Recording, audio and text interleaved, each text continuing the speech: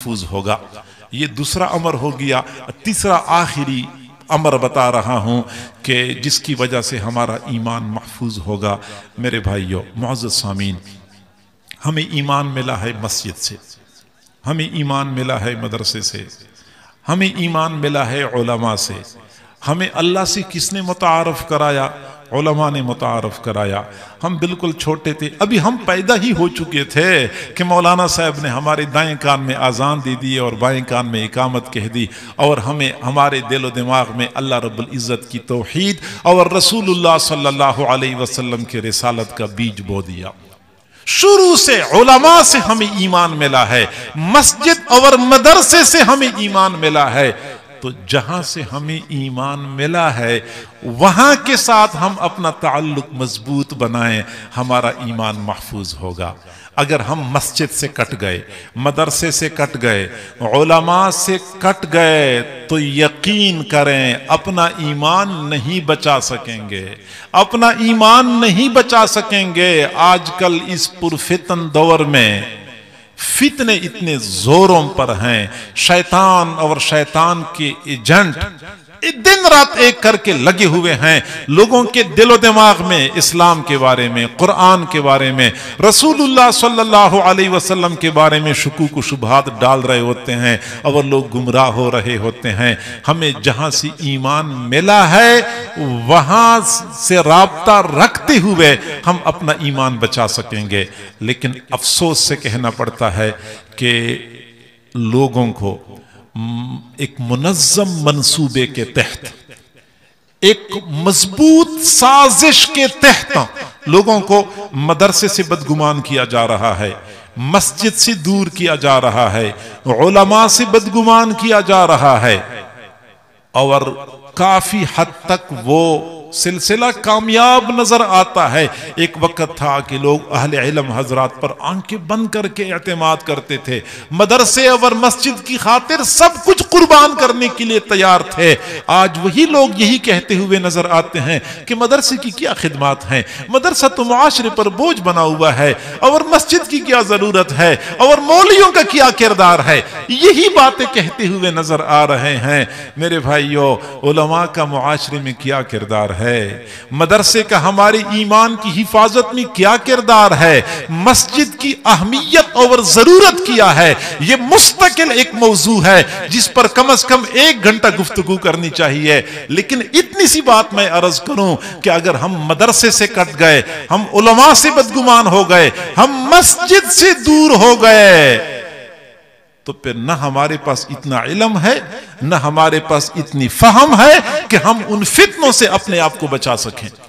اور میں آپ کو بڑے وثوق سے یہ بات کرتا ہوں، توجہ سے میری بات سنیں اور کان کھول کے سنیں، کہ آج بہت سارے ایسے فتنے ہیں، کچھ ایسی شخصیات ہیں جو بظاہر بڑے دانشور بنے پھرتے ہیں اور دین کا پرچار کر رہے ہیں ظاہر میں، حالانکہ حقیقت میں وہ گمراہی پھیلا رہے ہوتے ہیں.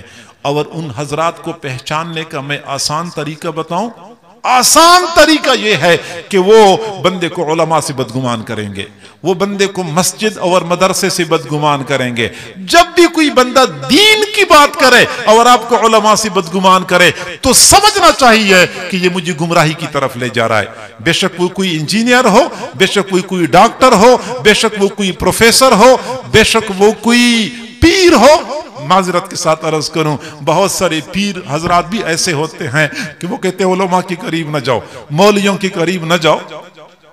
ہمارا اپنا ایک شاگرد ہے، وہ بیچارہ کہہ رہا تھا کہ میں آیا پڑھنے کے لیے، تو ہماری مسجد کا جو امام ہے اس نے مجھے کہا کہ میں نے سنا ہے کہ آپ مدرسے میں گئے ہیں پڑھنے کے لیے. میں نے کہا میں گیا تو ہوں، پڑھتا ہوں.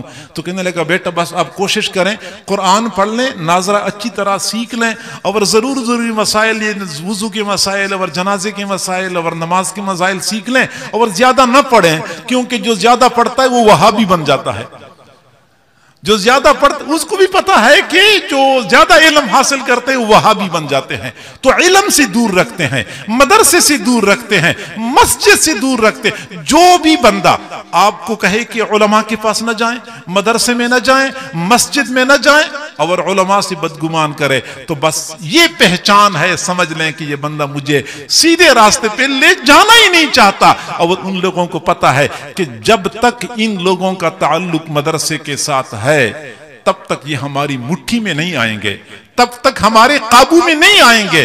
پہلے مدرسے سے کاٹیں گے، اور جب بندہ کٹ جاتا ہے پھر کٹی ہوئی پتنگ کو پکڑنا تو کوئی دشوار نہیں ہوتا، کوئی بھی بندہ اس کو پکڑ سکتا ہے۔ لہٰذا مسجد اور مدرسے کے ساتھ، علماء کے ساتھ اپنا تعلق مضبوط کریں، مسجد کے ساتھ تعلق مضبوط کریں، 5 وقت حاضری دے دیا کریں، درس قرآن ہو، درس حدیث ہو، اہتمام سے سنا کریں، مدرسے کے ساتھ تعلق مضبوط کریں۔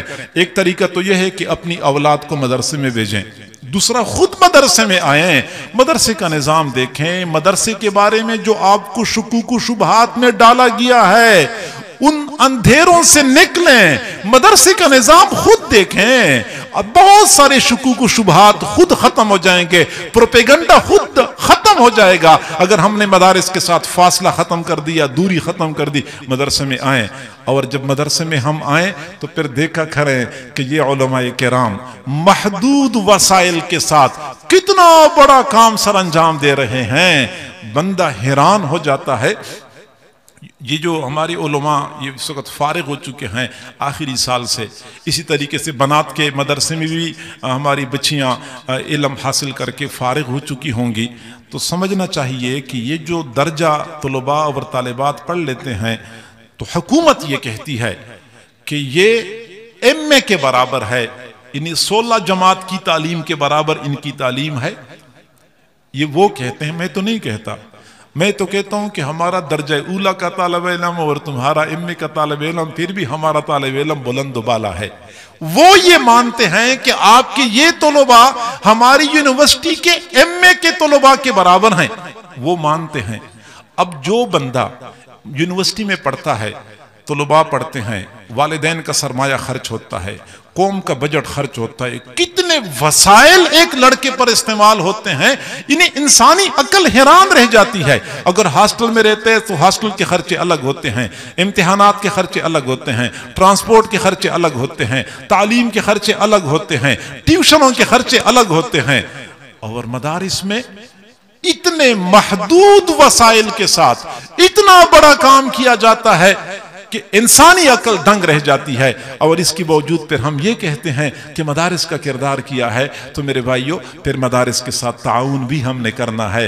آپ میں سے اکثر حضرات کہتے ہیں حالات ٹھیک نہیں ہیں اور خرچے پورے نہیں ہوتے۔ میرے بھائی آپ کے 4 بچے ہیں اور 4 بچوں کے اخراجات پورا کرنے کے لیے پریشان ہیں، تو مدرسے میں تو 400 بچے پڑھتے ہیں، ان کے لیے 400 بچوں کے اخراجات پورے کرنے کتنے دشوار ہو چکے ہوں گے۔ لہٰذا معاشی بدحالی ہر طرف ہے، لیکن معاشی بدحالی کو خوشحالی میں تبدیل کرنے کے لیے ہمیں چاہیے کہ ہم مدارس پہ خرچ کریں۔ یہ اللہ کے مہمان ہیں، اللہ کے مہمانوں پہ خرچ کریں گے تو اللہ اپنے خزانوں سے مزید دے گا اور زیادہ دے گا۔ وَمَنْ قُدِرَ عَلَيْهِ رِزْقُهُ فَلْيُنْفِقْ مِمَّا آتَاهُ اللَّهُ۔ جس کا رزق ٹائٹ ہو جائے، رزق تنگ ہو جائے، اس کو چاہیے کہ جو اس کے پاس ہے وہ تو خرچ کر دینا، پھر اللہ تعالیٰ اور دے دے گا۔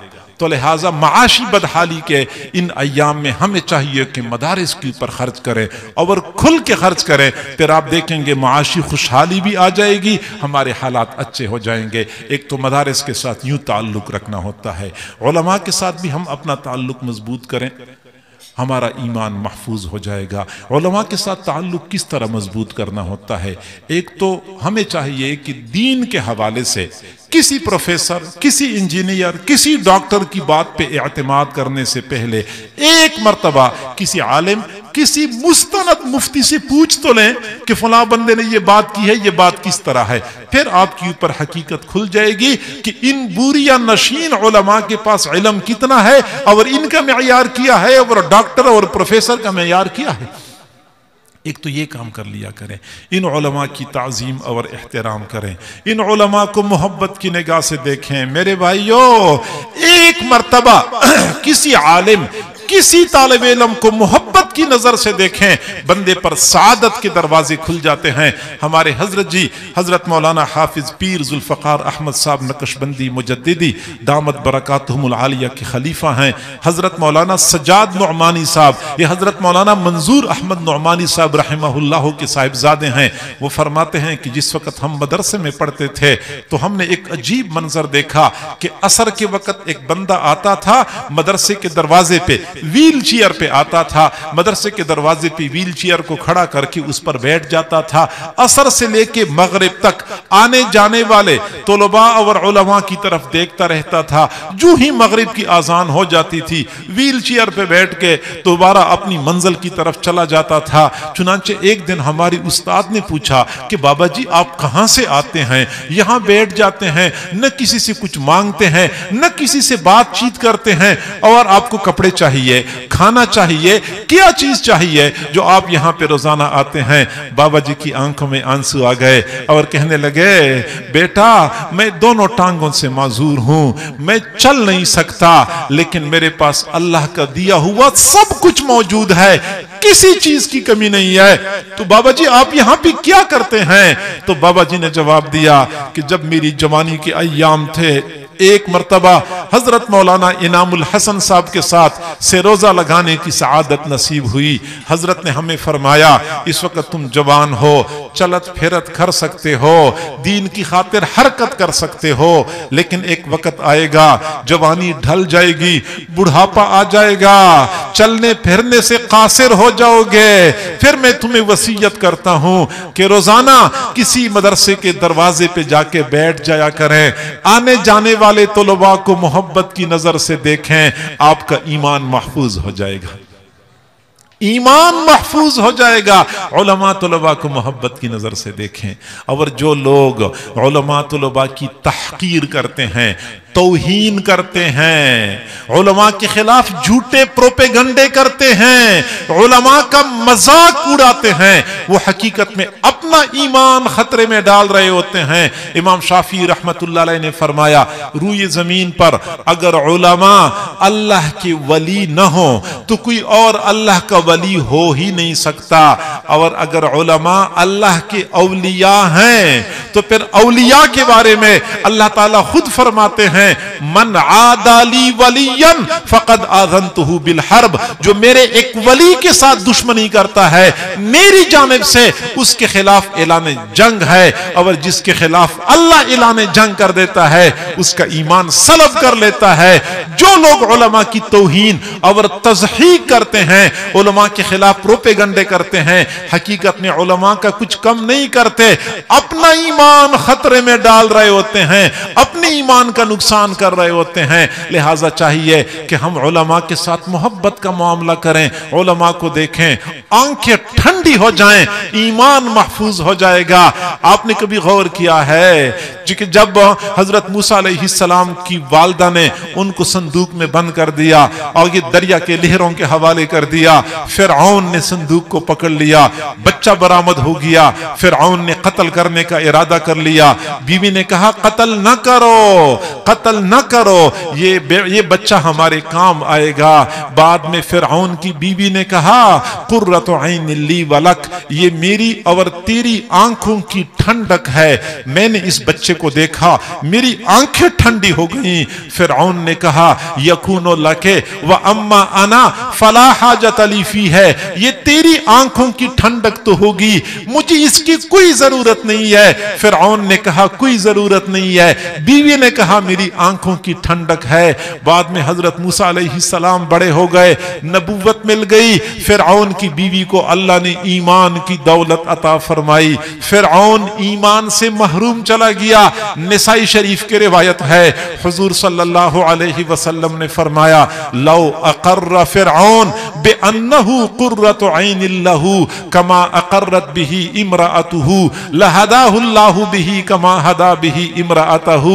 अगर फिरऔन भी ऐसी ही इकरार कर लेता कि ये मेरी आंखों की ठंडक है, जिस तरह के फिरऔन की बीवी ने इकरार कर लिया, अल्लाह ताला फिरऔन को भी ऐसी ही हिदायत से नवाजता जिस तरह की उसकी बीवी को हिदायत से नवाजा। صرف اتنا کہہ دیا میری آنکھوں کی ٹھنڈک ہے، اللہ نے ایمان کی دولت عطا فرمائی۔ علماء طلباء کو محبت کی نظر سے دیکھیں، ایمان محفوظ ہو جائے گا۔ اسی طریقے سے اللہ والے جو ہوتے ہیں، مشایخ صوفیاء، ان کا دامن تھام لیں، مضبوطی سے دامن تھام لیں، ایمان محفوظ ہو جائے گا۔ اس پرفتن دور میں کسی شیخ کے ساتھ جڑ جانا، کسی شیخ کے ساتھ وابستگی اختیار کرنا، مضبوط تعلق جوڑنا ایمان کی حفاظت کا ذریعہ ہے۔ ان چند امور کا آپ اہتمام کریں گے، ایک تو اللہ کے ساتھ تعلق مضبوط بنائیں، اس کا آسان طریقہ یہ کہ 5 وقت نماز اہتمام سے ادا کریں، باجماعت ادا کریں۔ دوسرا، حضور صلی اللہ علیہ وسلم کے ساتھ تعلق مضبوط بنائیں، وہ یہ کہ درود شریف کثرت سے پڑھا کریں، سنتوں کی اتباع کریں۔ تیسرا، اہل اللہ کے ساتھ تعلق مضبوط بنائیں۔ اہل اللہ سے مراد حضرات علماء کرام ہیں، دین کی دعوت کا کام کرنے والے مشایخ صوفیاء ہیں، ان کے ساتھ تعلق مضبوط بنائیں گے، ایمان محفوظ ہو جائے گا۔ اللہ تعالی ہم سب کو سمجھنے اور عمل کرنے کی توفیق عطا فرمائے۔ وآخر دعوانا ان الحمد للہ رب العالمین۔